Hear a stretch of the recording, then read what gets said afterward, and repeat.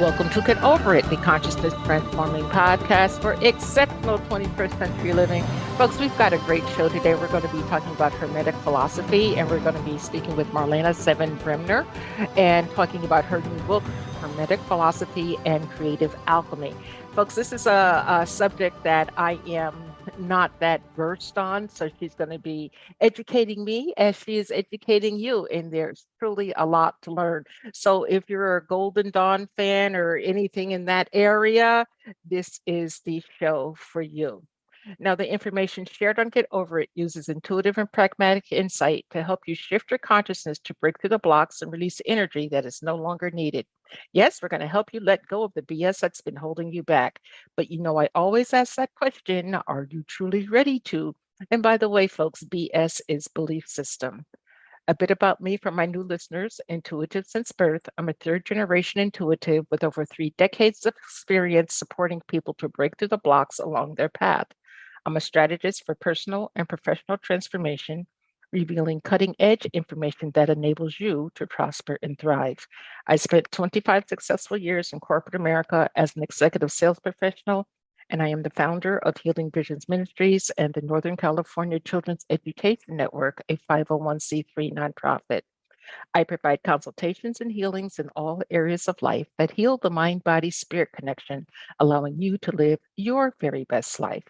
My clients tell me that I keep it real while providing them with accurate information to assist them along their journey as a spirit living a human existence.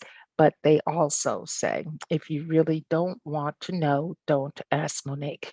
My background includes a doctorate in metaphysics, Reiki master teacher, ordained minister, and clinical hypnotherapist. So whether you are stressed, depressed, or possessed, I can help.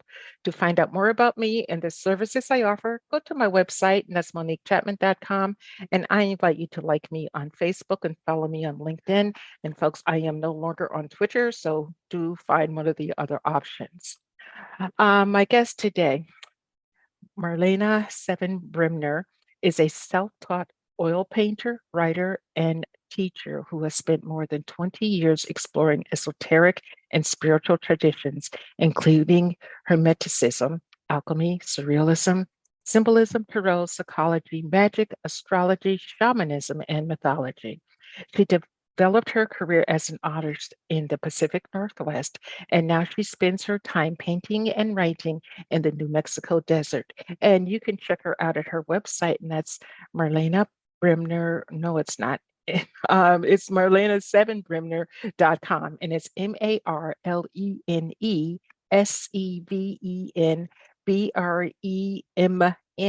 MarleneSevenBremner.com. Welcome, Seven. Thank you, Monique. Thank you so much for having me. That was a Oh, lovely it's introduction. Thank you. It's so great to have you on. As I said, to you before we even started the show, this is a subject that I, don't have a lot of knowledge about, but I am so curious about and truly, truly, truly want to learn. So I want to first start off with your name. Okay, your name is Marlene Seven Bremner. Mhm. Where did the seven come from? Well, Seven was a chosen name, probably about 10 years ago or so, maybe longer. I don't remember. I was going through a big change in my life, and I'd always thought that the number seven would make a beautiful name. And I Hmm. appreciated that as a number, it's got this sort of neutrality to it. And it's not necessarily masculine or feminine, it's this neutral sound. And Hmm. when I was going through this big change, I intuitively felt like I needed a new vibration. I needed a new energy to help me move through this. Hmm. And I happened to be moving at the time. So I decided to start going by seven when I moved to this new town. And it really, really made a difference in how I felt within myself and Hmm. helped me to feel a little bit more in touch with my masculine side. Because I Hmm. feel like my given name, Marlena, which I really love, and it's a beautiful name, um, was just a little too like watery and soft at the time. So seven was slightly more masculine than that, even though it's neutral in itself. And it helped me tap into a different part of myself that I really, really needed at the time. And since then, it's just kind of stuck, and I really appreciate it. But clearly, the number seven has so much spiritual significance and has played a role in my life from a very young age, in many different ways. So it has a lot of meaning for me personally. And also, when I started learning about Hermeticism and about the seven spheres, that meaning became even more profound for me. Yeah. Yeah, very, very, very deep. And folks, I want to be clear. When you go to her website, it's Marlene Bremner. And although it's Ene, it is pronounced Marlena. Thank you. And yeah, and it was interesting because in my book where keep track of everybody on the podcast, I wrote in Marlena, and then when I was preparing for the show this morning, I'm like, okay, you got to remember to say Marlene, not Marlena. Who knew I had it right all along? I love those little coincidences that the universe Mhm. throws our way. Now, how did you dive deep into and become familiar with Hermeticism and alchemy? What was the Mm. prevailing energy that sent you there? Well, it's kind of a long and winding path, but I think my initial, like, real introduction to Hermetic ideas was when I was studying polarity therapy in my early 20s. And, I'd been interested in natural healing for a long time and decided that I wanted to go deeper with it. And I found a teacher when I was living in Olympia named Dr. Leslie Korn, and she became my one-on-one teacher and mentor in polarity therapy. And I studied for about 5 years. And this is a kind of a modern modality that was developed, I think, around the 40s or 50s by Dr. Randolph Stone. And Hmm. essentially, it just works with a person's life force energy to open and release blockages. And it works by the principle of polarity. So positive, neutral, and negative poles, using both hands on the body to move energy from one pole to another and open blockages that way. So Hmm. it's largely based in Ayurveda and also in Western osteopathic techniques, but a lot of the Hmm. principles underlying polarity therapy are Hermetic. And, Dr. Randall Stone writes about the Emerald Tablet of Hermes, and he writes about Hermetic principles. Um, and one of the main things that I would say that stands out in terms of that work is the principle of correspondence, which is that everything within us is reflected within the cosmos and within nature, and vice versa, as above, so below. Hmm. And that we can look outside of ourselves to nature, to the elements, to the cosmos and the planets to understand what's going on within us, and that there's celestial signatures within our energy bodies and within our physical bodies. So that was my introduction, I would say, to Hermetics, but Hmm.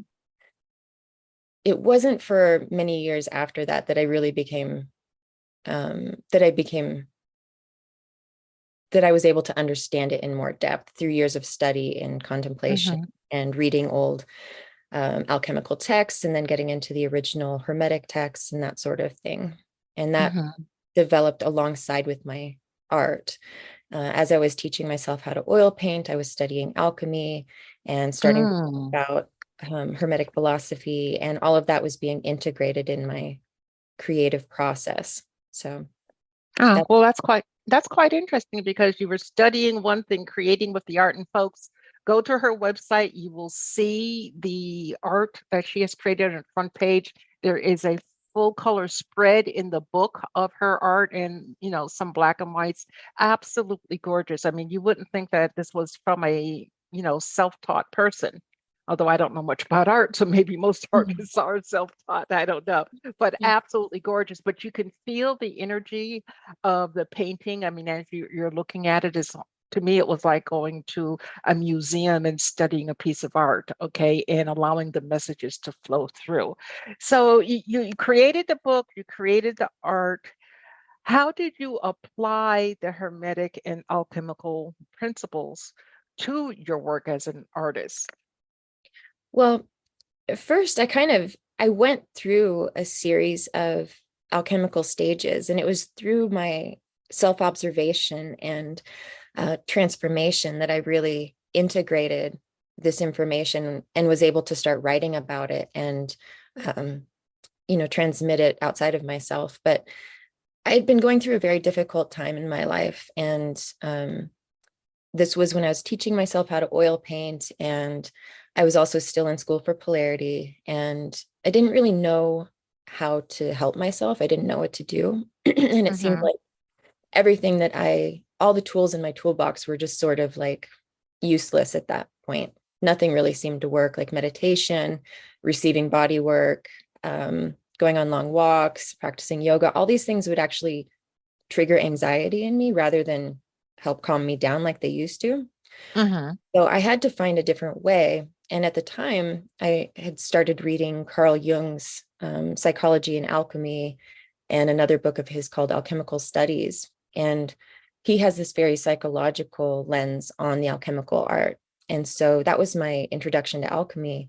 And I began to understand that what I was going through, this difficult period and this darkness that I was dealing with, was actually part of a process. And in alchemy, the darkening is the first step in this stage, or these four stages of spiritual progression and evolution and Mm-hmm. transformation. So essentially, we begin with the shadow work. We begin with going within and facing those difficult aspects of ourselves that we don't necessarily want to look at, and going into those kind of uncomfortable places within ourselves. And so I Mm-hmm. realized that that was happening for me. And rather than fighting it and being afraid of it, I started to embrace it and also started to allow myself to express what I was feeling and these sort of dark emotions and things, express them through the creative process. And Mm-hmm. as this went on over time, I started to see things transform within myself and within the art that I was creating. And then over the years, I kind of was able to observe myself going through the four stages of the alchemical process. So from that dark blackening phase to the whitening, cleansing phase, and then to this kind of ripening yellowing phase, and the final rubedo, which is the completion of the work or the reddening. And, um, I realized going through all of that you don't just go through it once. This was sort of a big extreme experience for me, but since then I've gone through this process many times in many different ways and in many different areas of my life. Mm-hmm. That first experience was so powerful for me and so transformative. I was a completely different person when I came out on the other end of that. All of the self-doubt and fears and negativity and all of that had sort of been washed away and transformed into something new and Mm-hmm. into a new integrated awareness of something essential within me that was more eternal and solid. So, Okay. No, go ahead. Sorry. oh no, yeah, we can. Okay, well, I was just thinking when you were talking about the um, four different stages, and then I thought about the planets because you incorporate the planets. Now you incorporate more than four, but you incorporate Mhm. the planets into your work. And I believe, if I remember correctly, Saturn was the darkness. So is there a direct correlation between step one and Saturn?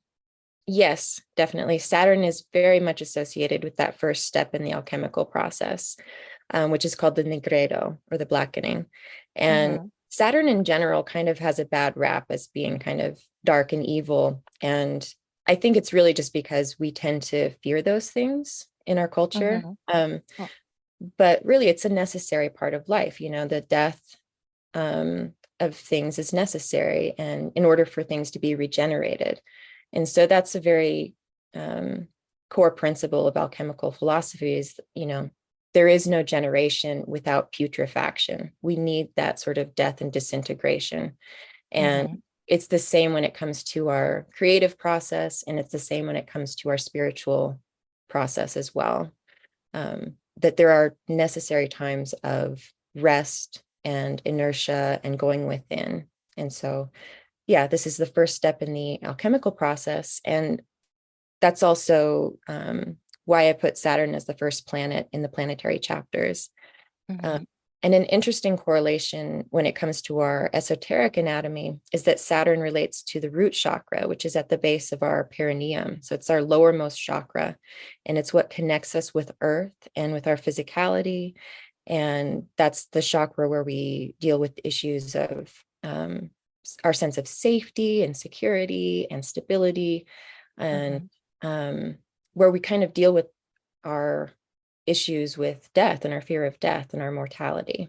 So in the same sense that Saturn begins the process of alchemy, it's also the root chakra, which is kind of where we begin when we're working with our energy bodies. Okay. Well, let's move on to the next planet, which in the book, Jupiter. You call that the sovereign storm. Tell us more about that. Well, Jupiter is the planet of expansion and growth and joviality and freedom and liberation. So where Saturn is kind of about restriction and limitation and discipline and form, Jupiter is really more about breaking through that into new possibilities. So this is also the next chakra as we're moving up. So it's the sacral chakra associated with the water element. So if we're looking at Saturn in terms of Earth and density, then this is a movement into a more fluid state of being, more emotional state of being. So once we kind of deal with these root chakra issues with going and facing the shadow and dealing with the darker aspects of ourselves, then we can begin to move into a more dreamy, fluid relationship with reality. And so in the alchemical process, this is kind of like the dissolution where we start to merge with our surroundings. We start to feel how everything outside of us is actually within us and looking at reality in a more symbolic way. So Jupiter is really about that breaking through limitations, opening up to new possibilities and tapping into our creative power. Yeah. Okay. Well, the third one is Mars, but before we get to Mars, I want to ask a question about what you just said. You talked about the chakras that Saturn and Jupiter are in. Now, if we take that and we look at our birth chart, does that correlate to what's going on within our birth chart where Saturn and or Jupiter is placed? Or did that make sense? I think so. Certainly. I think using our natal chart is a really excellent way to begin working with these energies. Because really, these 7 planets, the 7 traditional planets, are archetypal energies. And we can relate to them physically, emotionally, spiritually, energetically. There's so many different ways that they express in our lives. And looking at our birth chart, we can kind of see how these planetary spheres, which are called the fate spheres in the Hermetic philosophy, meaning they determine our fate. We see exactly how that fate is determined when we look at our natal chart. But if we look at our natal chart and we say, okay, this is how I am, my planet, this planet's here, this planet's there, and so I'm going to be this way and that way, that's a very limiting way to use the chart. And we can look at it rather as a way to overcome those limitations of fate and to transform the placements of our planets into their highest, most exalted expression. Okay. So now let's talk about Mars. And Mars in the book, you say it's the flames of transformation. Yes, yes. So Mars relates to fire and to passion and also anger and rage. And that can be, both positive and negative, obviously. And Mars is the warrior. So it's that part of us that wants to fight, that's very active and masculine and related to the fire element. So fire, of course, is absolutely necessary in any sort of alchemical work. And the way that I like to think about it is fire is really our intention and our attention. So it's this level of intensity that we apply through our intentionality with our practices and through the attention that we give these processes as they're unfolding within us, these transformative processes. So we can work with this sort of alchemy in any domain that we really want to. For me, it's painting and writing and sometimes singing, but for other people, it could be cooking a meal or raising a child or running a business, whatever domain that we feel we're being creative in. But it's that intensity and the attention of our fire element that's really crucial for applying these alchemical ideas. Mm-hmm. And Okay. so Mars has a lot to do with that. Okay. And the sun, the next one? So the sun is related to consciousness, and in alchemy, it's related to the metal gold, which is the most noble and exalted metal of them all. And one of the goals of alchemy is to be able to transmute other metals like lead and tin into gold. And it's one of the ultimate goals of the alchemical work. And essentially, this is a higher state of consciousness that we realize within ourselves. And in Hermeticism, it's called gnosis. And I believe this is kind of the same thing as the philosopher's stone, this impenetrable, indestructible, true awareness of what we are and an awareness of our eternal divine nature. And so gold relates to that, and it relates to the sun, and the sun being that planetary sphere that transmits the light of the divine through its rays. And so it's through the sun that we have contact with that divine aspect of ourselves. So when we're talking about the sun, we're talking about the highest state of consciousness that we can attain within. Okay, so in the book you talk about the eye of the sun. So is the eye of the sun like the eye of Horus? Yes, yes. So the eye of Horus, the eye of Ra, within our own anatomy, we've got, our third eye, and this is where the sun and the moon are able to come and conjoin together, these polarities of our being, these opposites. And it's the same thing with the left and right eye of Ra, these different aspects of the one creator deity, and their unification being the way that we are able to not only perceive the different levels of reality, but to master reality and project our imaginations in the act of divine creation in the same way that Atum or the creator would have done. Okay. And then next is Venus, because we always think about Venus as being the love planet, or female energy. Yeah. Yes. Venus is typically the female energy planet and associated with the heart chakra, and our sense of compassion and love for ourselves and for others, and pleasure and our value systems, and the joy of creation, which is actually what I titled the chapter. So Venus really loves to beautify things. She loves aesthetic beauty and comfort and expression and freedom. And but Venus also has a dark side, and we see this expressed in Venus as a planet going through her synodic cycle, where she disappears for a time, which mythologically has been related to her journey through the underworld. And so I think Venus is really a beautiful planet to help us explore those underworld sides of ourselves, to go and meet with our darker sides.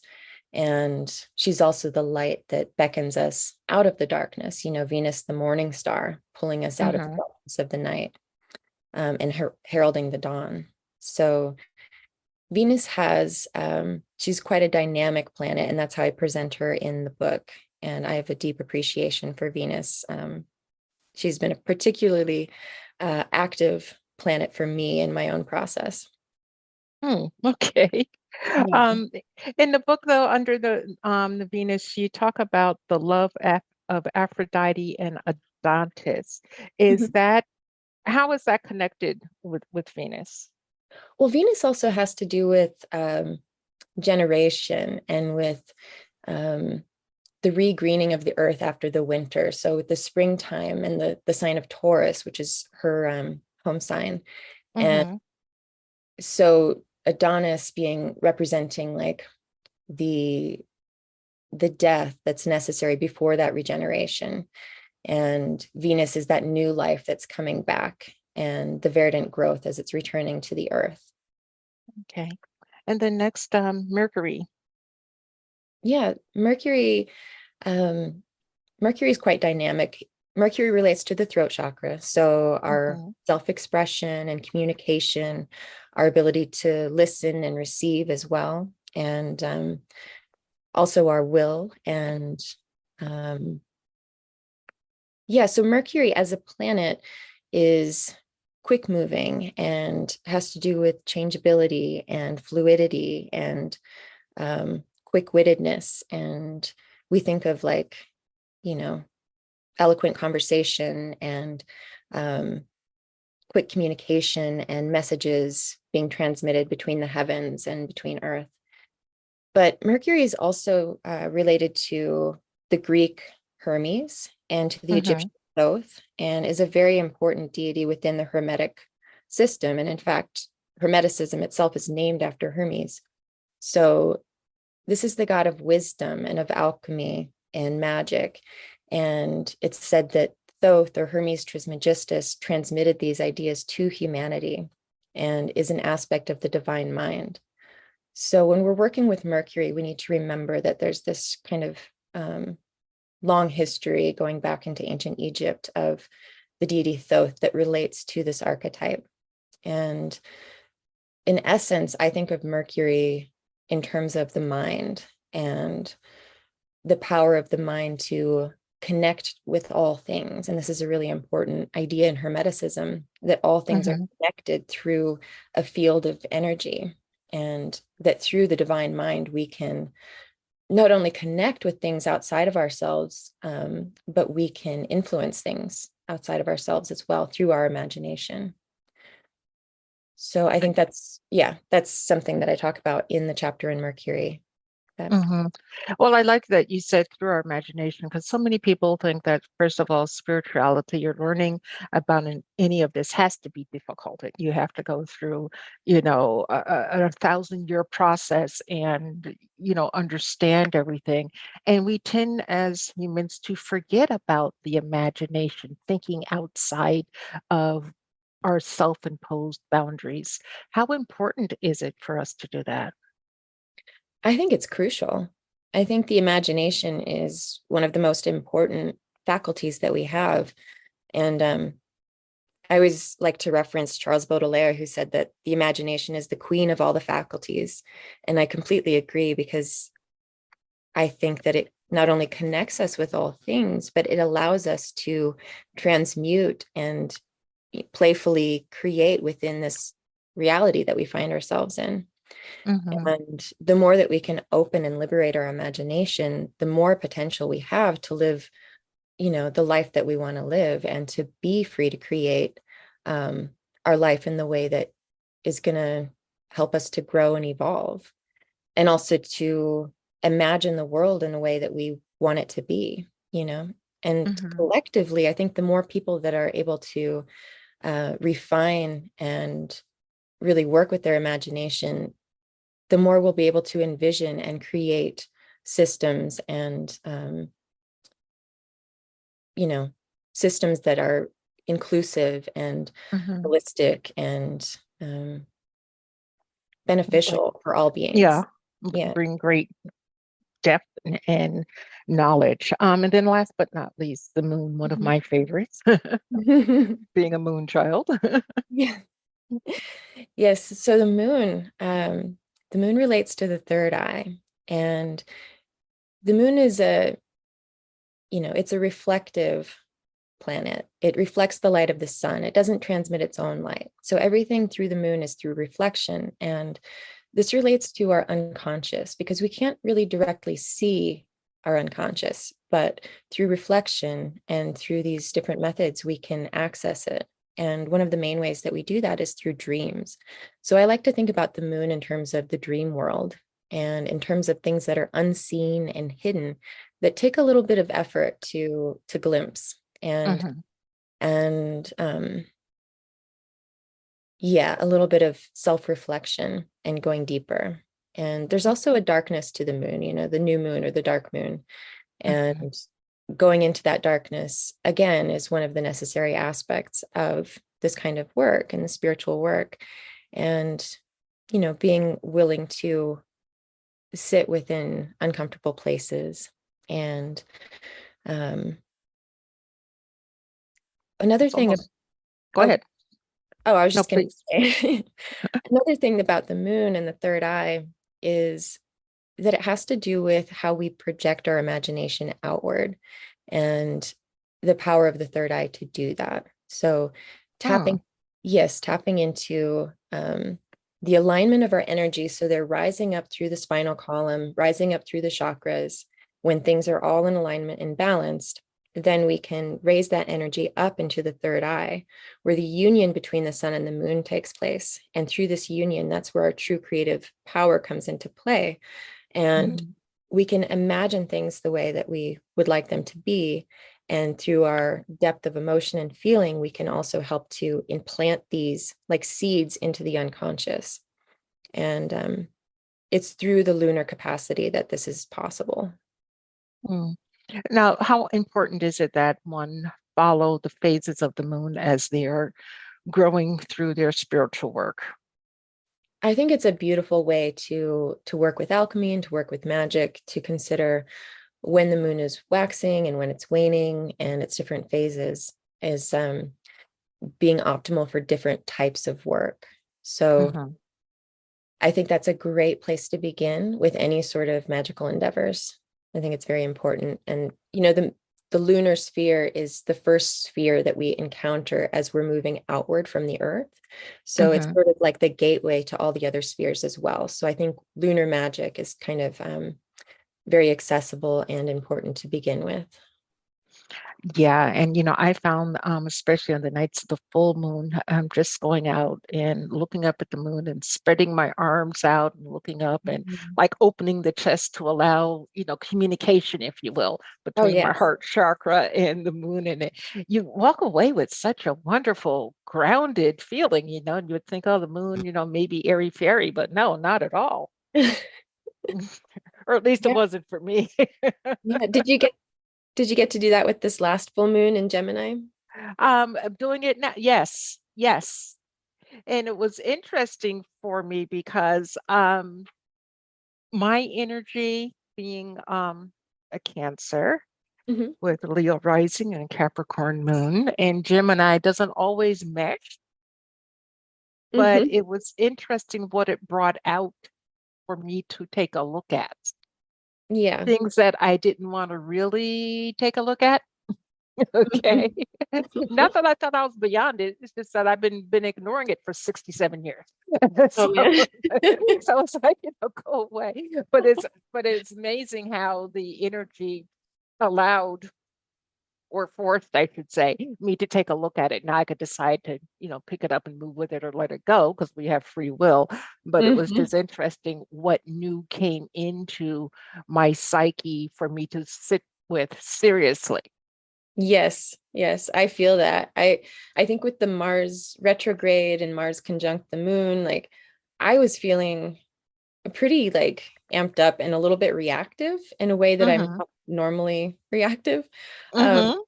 so that was interesting to note, just kind of very fiery. And it's settled down since the full moon passed. But yeah, those few days right around the full moon, I was just very amped up. Yeah, it's like, well, what's going on here? But Mhm. I've learned at least to go with the flow and try Yeah. not to piss too many people off while I'm figuring out what I'm doing. Sometimes it works and sometimes not. Life Yeah. is always an experience for me, an experiment and experience for me. Mhm. Uh, um, but in your book, and this is really, I'd like some more clarification on this. In the book, you Sure. talk about the tormentors, the 12 tormentors, and the 10 powers. So Oh, first yeah. talk about the tormentors and how they truly torment us, and then the powers and how we can gain knowledge and power through paying attention to the 10 virtues. Yeah. Well, the 12 tormentors are basically just vices that we all succumb to. So things like, I think they start off with ignorance, and then there's lust Mhm. and greed and envy and Intemperance, let's intemperance. see, deceit, envy, treachery, um, Treachery. Yeah. anger, And I think like desire for wealth or something like that might be one of them. y- Here, let me see if I can get to the book. But rashness. Yes, on 129. oh, thank you. Yeah. Um, Um, So yeah, these are just essentially vices that we all have to deal with. And the fact that Mm-hmm. there are 12 may or may not relate to the 12 signs of the zodiac. In the Hermetica, there's no real correlation that matches them up with the signs, but Mm-hmm. essentially they are acting upon us through the zodiac or the sphere of the fixed stars. So yeah, so grief, intemperance, lust, injustice, anger, rashness, malice, these um, vices are sort of, if we're going about life unconsciously and we're not doing any work to sort of progress or overcome these things, then yeah, we're going to be subject to these vices, right? And Mm-hmm. some of them may affect us more at different points. But the idea is that we become aware of them, and then we can access the 10 powers to help us overcome those vices. And so the 10 Mm-hmm. powers begin with knowledge of God and then move through joy, temperance, perseverance, justice, generosity, truth, and finally the good, the life, and the light. And the good, the life, and the light are also things, concepts that are applied to God or the source, um, Mm-hmm. referring to the purity of that source energy. And Mm-hmm. um, essentially, when we're looking at these 12 and the 10, it really comes down to the root of all vices, which is ignorance, and the root of all the powers, which is knowledge of God. So when we say knowledge of God, we also mean knowledge of self. And so in the Hermetic idea, Hermetic philosophy and theology, um, God exists within the mind and the soul of every human being. And so we get in Mm-hmm. touch with that ultimate divine source of energy within ourselves. And through that gnosis and that self knowledge of what we actually are, as co creators with the divine, then we can overcome these vices and also rise up through these planetary spheres into our highest, most exalted expression of who we are. Mm-hmm. Okay. So, what does it mean to live a truly hermetic lifestyle? Explain what it is, and how can we begin to live that if that's our choice?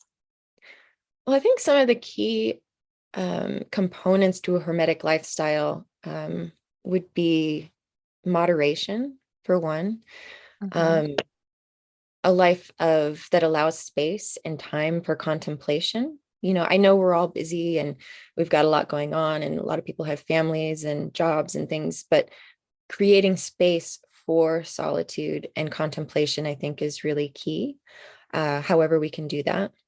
And, Mm-hmm. a devotional approach to life and to reality and to our interactions with other people, and kind of being able to look at the bigger picture and see things in a holistic way, always holding within us this idea of correspondence, that um, as above so below, as within so without. So if Mm-hmm. we're seeing things we don't like, or we're feeling really reactive to something, like, rather than um, you know accepting that, okay, that's all external, that's not me, we look within ourselves, and we ask ourselves how those things exist within us, and then it helps us to have compassion and empathy for all of life. And a hermetic lifestyle is really one that looks at those interconnections between all things and the Mm-hmm. relationships between all things. Do you think that we as a whole of society could ever get back to that type of lifestyle? I mean, if you look at what's going on, at least in the United States, with the political systems and all of the polarity and disparity and everything, do you think that we could ever get back to that type of lifestyle Well, it's as a whole? interesting. Yeah, looking at things in that respect, it's everything is so polarized right now. And Mm-hmm. to me, when things are so extremely polarized, it seems like the natural um, progression from that would be for things to come to a balance.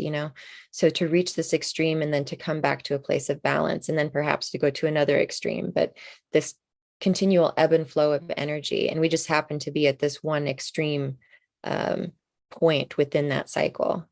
Mm-hmm. So understanding that things will balance out. Um, we don't know what that will bring, but I do think that things will change. And I think it's very possible that people could move into a less polarized way of being, because we've observed how things have played out when things are so divided.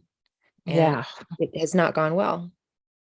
No, but unfortunately, there's so many people that are stuck um, within that energy. And, what brings it to my mind is on the political stage in Georgia recently with the two Black male politicians running for government. I mean, there was one that was so not equipped to even teach kindergarten, much less be a senator. Mm. And people backed it because it was because of a certain party, a certain tribe, if you will, as opposed to looking outside of the tribe and what's really good for people overall. Yeah. And that's, I don't know, for me, it's a little bit frightening that people have lost the ability to critically think. Yes. And that they're so easily influenced and swayed Yeah, by. by BS, bullshit, not the belief system. Well, I guess Mhm. it is their belief system, but it's a bullshit belief system, in my opinion, folks. So don't send me hate Yeah. mail. Okay. You do you think that you have to be, if you wanted to be initiated into the Hermetic life, can it be self-initiation, or do you have to go someplace and study with a master? I think that the Hermetic path really is about self-initiation. I think Hmm. people have worked in groups, and there's all kinds of different organizations you can go to for Hermetic um, initiation and training and whatnot. But when we're talking about Hermetic, the word itself implies solitary. And Mm. a lot of the initiation that happens is happening within, um, through contemplation, through reading these Hermetic writings and teachings, through reflection and through personal experience. And someone else, could guide you through that potentially, but I don't think it's ever a good idea to put our um, spiritual well-being and sense of progress and truth into someone else's hands, Thank and you, thank you, thank you.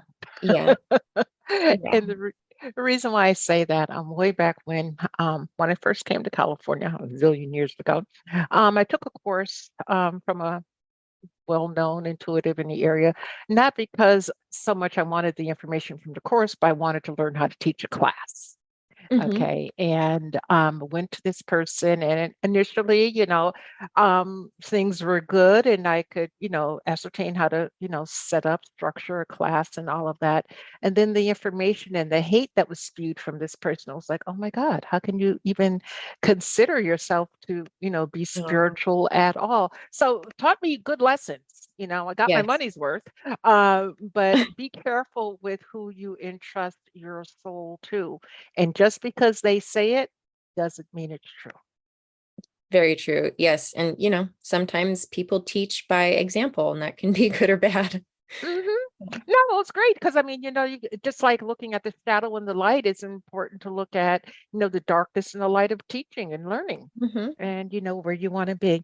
Now, my last question before I ask about your website, and I can't say this guy's last name, Hermes. It starts with Pris. How do you say that? Trismegistus. There you go. Yeah. How does his BS, his belief system, factor into your life and your relationship? Oh, well, If Hermes being at the all. eponymous founder of the Hermetic teachings plays a huge role in my spiritual practice, and I feel like I invoke Hermes more than any other deity or god, and um, also, find it of crucial importance to continually work with the throat chakra related to Mercury and Thoth and Hermes, and to open that up and allow it to be free to express what it wants to express. So, Mhm. calling upon Hermes, working with Mercury as a planet, these are very important in my own personal practice. As a Mhm. writer and as a creator of images, we think of Thoth and Hermes in terms of the mind, but also in terms of the magic of illusion or the creation of images and the use of the imagination, and also the power of the word and of thought. So continually refining and purifying both my internal thinking and also the way that I express myself. And working with Hermes is how I accomplish that. Okay, great. Now, when we go to your website, Marlene Seven Bremner, and it's Marlene. Remember that, folks. What are we going to find there? Well, you'll find information about the book and how you can order it. You'll also find a preview of my upcoming book, which is being released in July of 2023. And that one follows on the heels of the first book, but it goes a little deeper into art and alchemy. So it's called The Hermetic Marriage of Art and Alchemy. And you can pre-order it. There's a link on the website. And you'll also find a gallery of my paintings and prints for sale of all of my work, or most of it anyway. And other resources as well. I think I've got a blog, which I have not updated in forever. And links to my Patreon. I've got a Patreon that you could subscribe to with various tiers with different rewards. And yeah.